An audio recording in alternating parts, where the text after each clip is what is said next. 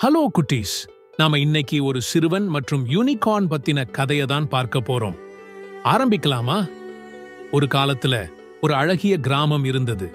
அந்த கிராமத்தை சுத்தி பெரிய காடு, நிறைய மலைகள் இருந்தது. அந்த கிராமத்துல வினோத் எனும் சிறுவன் வாழ்ந்து வந்தான். வினோத்திற்கு காடுகளில் இருக்கும் மரங்களுடன் நேரம் செலவு செய்வதில் அதிக சந்தோஷம். ஆனால் அவன் தனியாக அந்த காட்டில் சுற்றி திரிவான். பள்ளிக்கூடத்தில் அவனுடைய நண்பர்கள் படிப்பில் ஆர்வமாக இருப்பதால் வினோதிடம் அதிகம் பேச மாட்டார்கள். அதனால் அவன் தனியாகத்தான் இருப்பான். ஒரு மாலை நேரத்தில் வினோத் தனிமையாக காட்டில் அலைந்து கொண்டிருந்தான். அப்போது புதிதாக ஒரு விஷயத்தை பார்த்தான். ஒரு மென்மையான வெளிச்சம் மரத்தின் பின்னால் இருந்து வந்தது. அவன் அந்த ஒளியை பின்தொடர்ந்து சென்றான். அப்போது ஒரு மரம் தடுக்கி வெட்ட வெளியில் கீழே விழுந்தான். அந்த இடத்தில் அற்புதமான யூனிகார்ன் இருந்தது. அதனுடைய முடி நட்சத்திரத்தை போல் மின்னியது.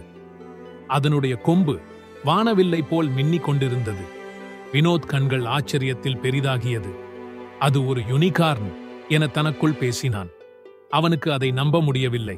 அது கனவாக இருக்குமோ என்று நினைத்தான். அந்த யூனிகார்ன் பெயர் தேவி. அது வினோத்தை அடையாளம் கண்டது. அவனுக்கு ஆபத்து இல்லாமல் அருகில் சென்றது. ஹலோ என்று மென்மையான குரலில் பேசியது. எதுக்கு நீ சோகமாயிருக்க?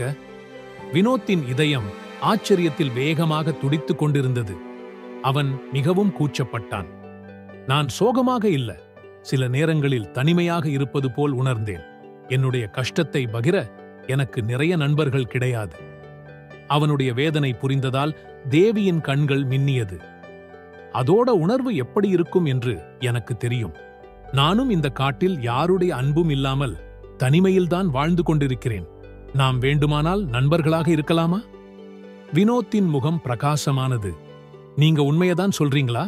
என் ஃப்ரெண்டா இருப்பீங்களா? தேவி தலை அசைத்தாள். நிச்சயமாக. ஒரு நண்பன் என்பவன் ஒருவரை ஒருவர் புரிந்து கொள்வதும் பகிர்ந்து கொள்வதும் எப்போதும் சந்தோஷமாக வைத்துக் கொள்வதுதான் நாம் ஒருவருக்கு ஒருவர் உதவி செய்ய முடியும் என்று நான் நினைக்கிறேன். அந்த நாளிலிருந்து வினோத் மற்றும் தேவி இருவரும் நண்பர்களானார்கள். அவர்கள் சேர்ந்து காட்டை சுத்தி பார்த்தார்கள், விளையாடினார்கள், கடந்த கால வாழ்க்கையை பகிர்ந்து கொண்டார்கள் மற்றும் அந்த காட்டில் இருக்கும் மிருகங்களுக்கு இருவரும் உதவி செய்தார்கள். வினோத் மரங்களில் ஏறி பழங்களை பறித்து அங்கு வாழும் சிறு உயிரினங்களுக்கு சாப்பிடக் கொடுத்தான். அதேபோல் தேவி தன்னுடைய மாயாஜாலத்தால் அங்கு காயமடைந்த பறவையை குணப்படுத்தினாள். காணாமல் போன மிருகங்களை அதனுடைய குடும்பத்துடன் சேர்த்து வைத்தாள். ஒரு மாலை பொழுது சூரியன் மறைந்து கொண்டிருந்தது.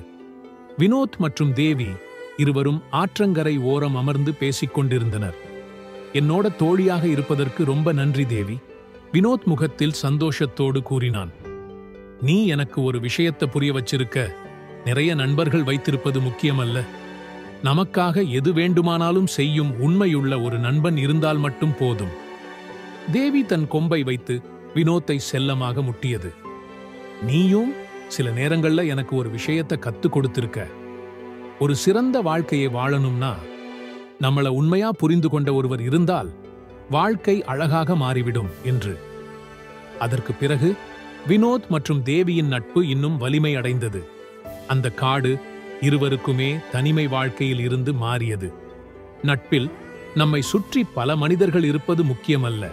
ஒருவர் மட்டும் நம்மை சிரிக்க வைத்து நமக்கு உதவி செய்து இருவருக்கும் வேற்றுமை இருந்தாலும் நம்மை அக்கறையாக பார்த்துக் கொள்வதுதான் உண்மையான நட்பு என கத்துக்கொண்டனர். கதையின் நீதி என்னவென்றால், உண்மையான நட்பு என்பது மற்றவர்களிடம் அக்கறையை வெளிப்படுத்தவும் அவர்களுடைய கஷ்டத்தை பகிர்ந்து கொள்ளவும் ஒருவருக்கு ஒருவர் துணையாக இருப்பதும் இருவருக்கும் வேற்றுமை இருந்தாலும் ஒன்றாக இருப்பதுதான் நட்பு. ஓகே குட்டீஸ், பாய். நாம் அடுத்த கதையில சந்திப்போம்.